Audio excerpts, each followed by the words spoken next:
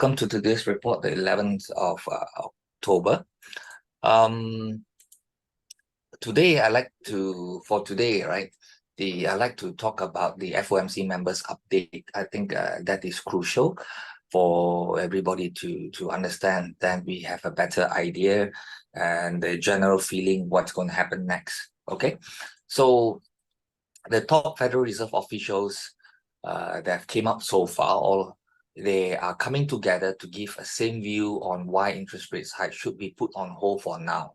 Okay, I have looked through all of them, and this is the view right now, put on hold. So we had the Fed Vice Chair Philip Jefferson and the Federal Reserve Bank of Dallas President Logan said that the recent surge in the long-term Treasury yields may mean less need for the US Central Bank to raise its benchmark interest rate again. Okay, two of them has been pinpointing straight away, why we should not. The rest were just giving an overview. I think it's enough for the time being, but these two, they pinpoint straight away. If we see the yields, right, the surge in the long-term yields, that one goes up, it's fine, no problem. Okay, so Logan especially said higher term premiums result in higher terms interest rates for the same setting of the Fed fund rate, all else equal. Thus, if term premium rise, they could do some of the work of cooling the economy for us, leaving less need, okay, keyword here, less need for additional monetary policy tightening. Now, what this means is if investors are asking for extra assurance because there's more that could go wrong, the extra bit over here, a higher term premium, that's the meaning, then the total interest rates for lending money over various long-term periods, i.e. the term interest rates will also be higher. Okay, this is even when the base rate set by the Federal Reserve Fed Funds stays the same, assuming nothing else is changing in the economy. So in other words, you put it that way, because for those lenders, right, they are actually asking for more money, the extra money, as an insurance to lend out. So for example, I give you an example. Let's say the interest rates are fluctuating, and right now I'm buying in this bond at I want to lend at this rate, but there's a possibility if I wait a bit longer, I can lend it for more money. So for that risk of possibility, if I wait longer, but you need the money right now, I buy it. So because you need it right now, okay, I lend it to you right now, plus an extra premium. So this is what is mean, that extra premium, the higher premium. Because what if I lend right now because I take the risk right now, and then the interest rate go higher, I could actually make more, right? So this is what it means. So when longer term interest rates are high, borrowing becomes more costly for business and consumers because of this extra thing that is happening right here. So expensive borrowing generally leads to reduced spending and investment by businesses and consumers.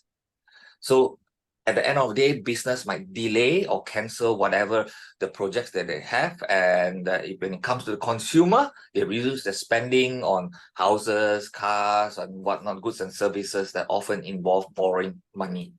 Okay, so with this lower demand, business might reduce prices to boost sales.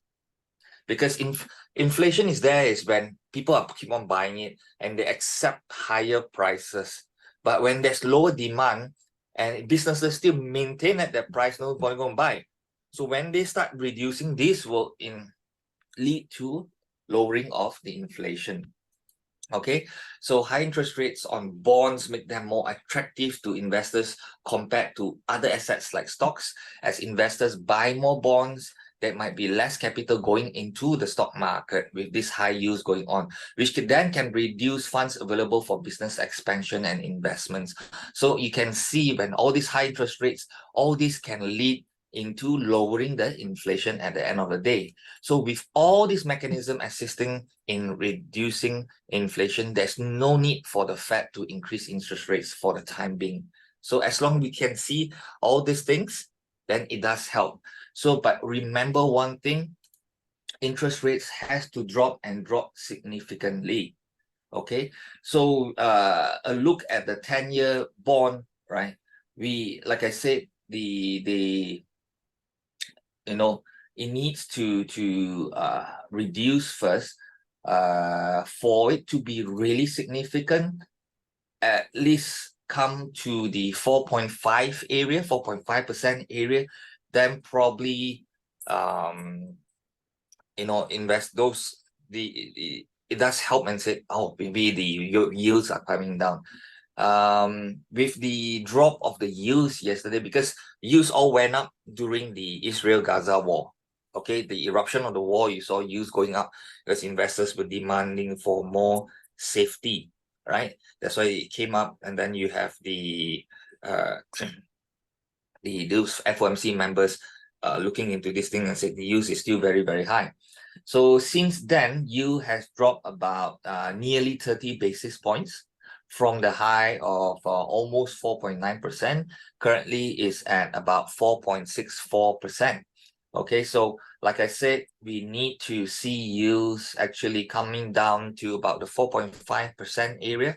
Then probably, we might say, okay, there is a significant drop in yield. So far, it's just more like a retracement, but definitely some improvements that we're seeing over here. Okay, so with this, the overall conclusion, I think that so far will strengthen the views of those that are looking at the Fed rate, the probability of the Fed, right, boosting is increasing its interest rates come November the 1st is not high.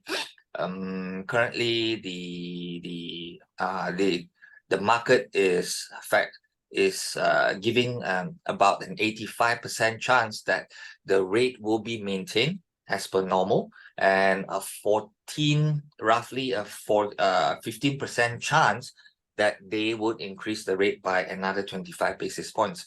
So like anything else, when you have anything more than a 70% probability is that they will not increase rates for this FOMC meeting. Okay, so with that, that's the end of the fundamental report for today.